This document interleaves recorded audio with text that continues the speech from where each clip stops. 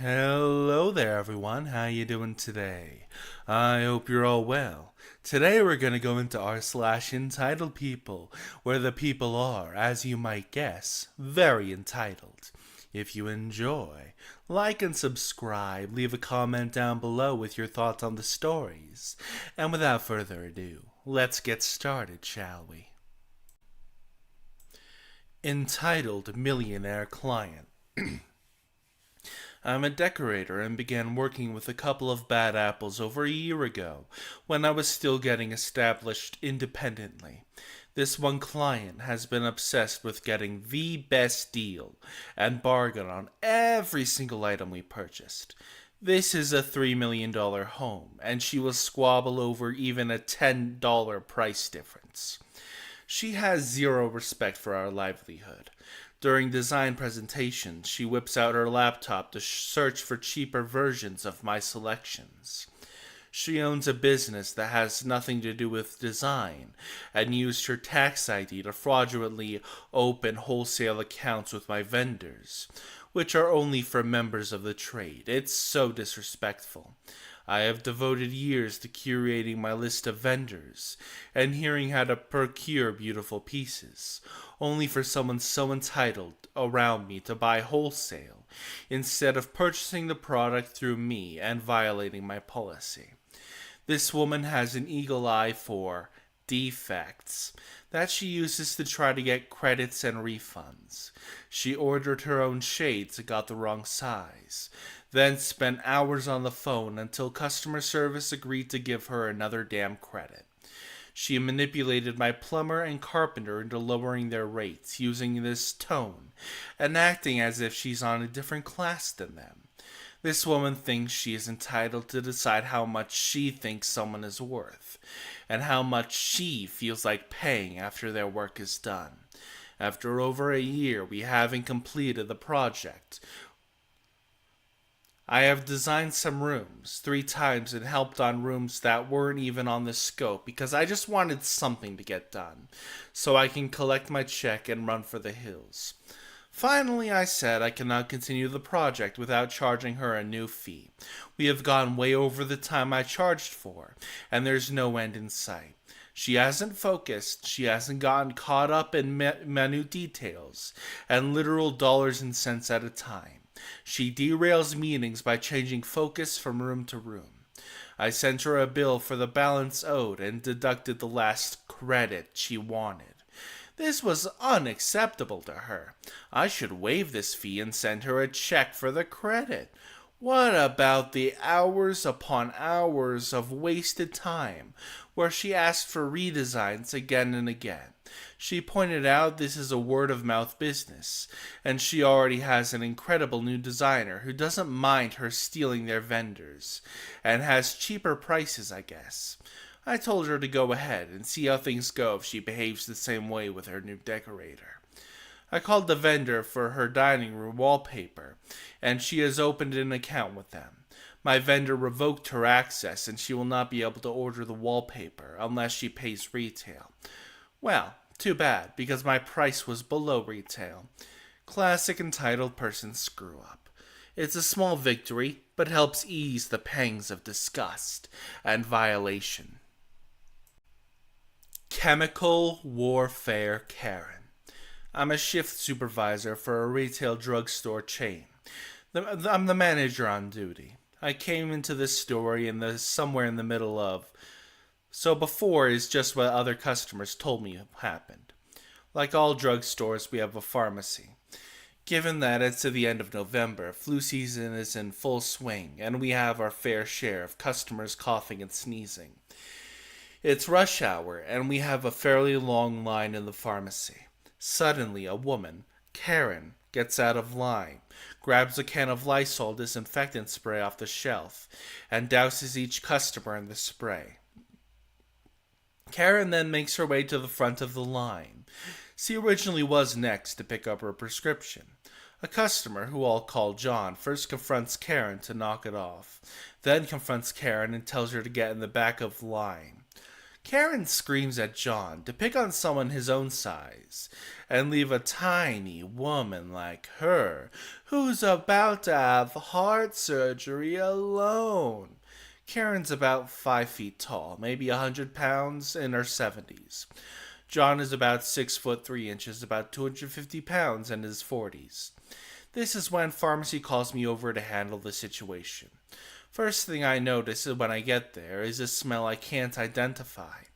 Karen then yells at John to go fight her husband in the parking lot. He'll beat John to a pulp. Then an old man about 5'5" shows up telling Karen to just get a prescription so they can get out of there. I assume it's her husband. I take this opportunity to ask John what's going on. John, along with several other customers, tell me what happened. The smell is Lysol disinfectant spray. John apologizes to me, stating he just wanted Karen to knock it off. He didn't mean to escalate the situation. I quietly tell the customers that I think she's a little bit crazy, but her husband seems to have her under control, so let's just get them out of there ASAP. Then Karen slams the can of Lysol on the counter, saying she's not paying for it. I confront Karen, saying she took it off the shelf, she damaged it. She now has to pay for the damaged goods. Karen screams that she's about to have heart surgery and she can't have germs.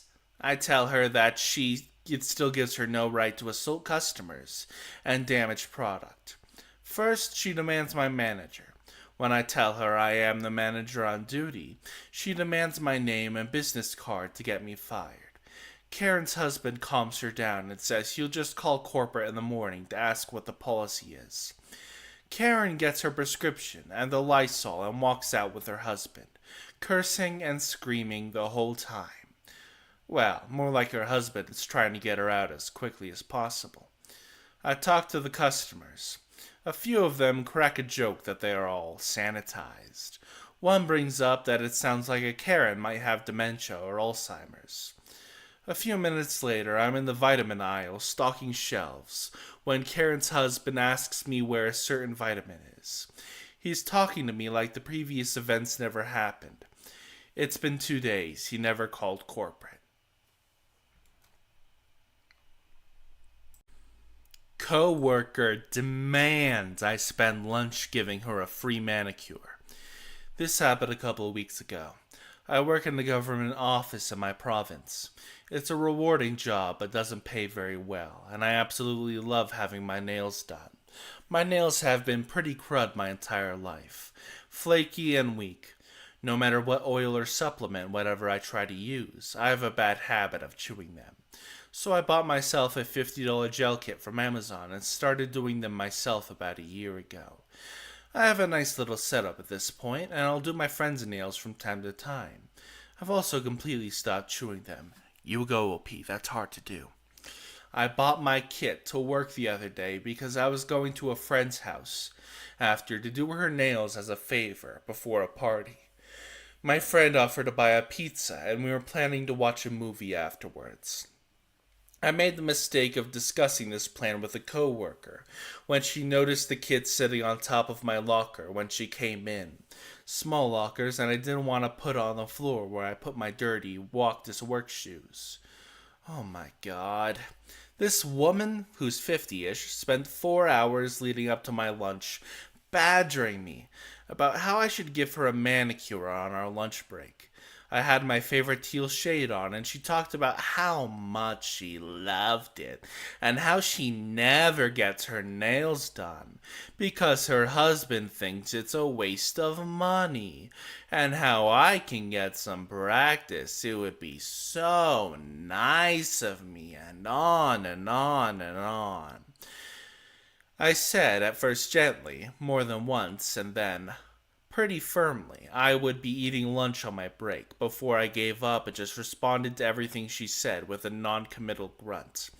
When I got up to go, she tried to act like I'd agreed to it, and would grab her stuff and meet me in the lunchroom. I had to look her in the eye and say, insert name here. I'm going to eat my lunch during 30 minutes. I'm not giving you a free manicure.